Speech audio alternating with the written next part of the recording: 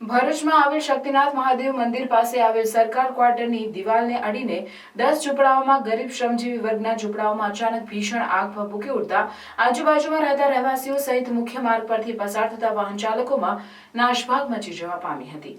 Fire બ્રિગેડે આગ પર કાબુ મેળવ્યો હતો।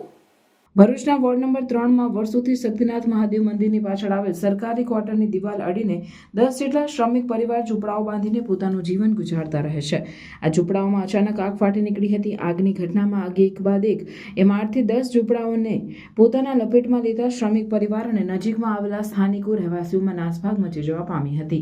ઘટનાની જાણ સ્થાનિક કોર્પોરેટરો અને રહેવાસીઓ દ્વારા પાલિકા ફાયરને કરવામાં આવતા તાત્કાલિક પાલિકા ફાયર ફાઇટરોની ટીમ ઘટના સ્થળે દોડી આવી 2 ફાયર ટેન્ડરોની મદદથી પાણીનો મારો ચલાવી આગ પર કાબુ મેળવ્યો હતો। સદનસીબે કોઈ જાનહાનિ થવા પામી ન હતી, પરંતુ દુઃખની વાત એ હતી કે આગની ઘટનામાં ઝૂંપડામાં રહેલ તમામ ઘર વખરી બળીને ખાખ થઈ જતા શ્રમજીવી પરિવારજનોના માથે દુઃખનો પહાડ ફાટી પડ્યો હતો।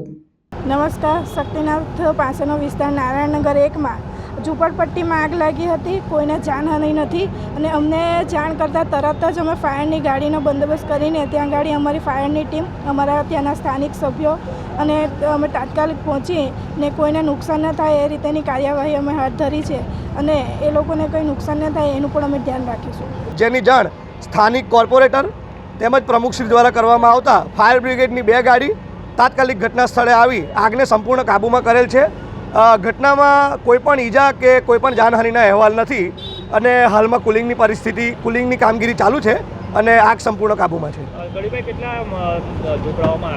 આશરે 10 જેટલા ઝૂંપડાઓમાં આગ લાગેલી છે। આસપાસ રહેલા લાકડાઓમાં આગ વધુ પ્રસરી હતી, જેને કારણે ઝૂંપડા બળીને ખાખ થઈ ગયેલ છે।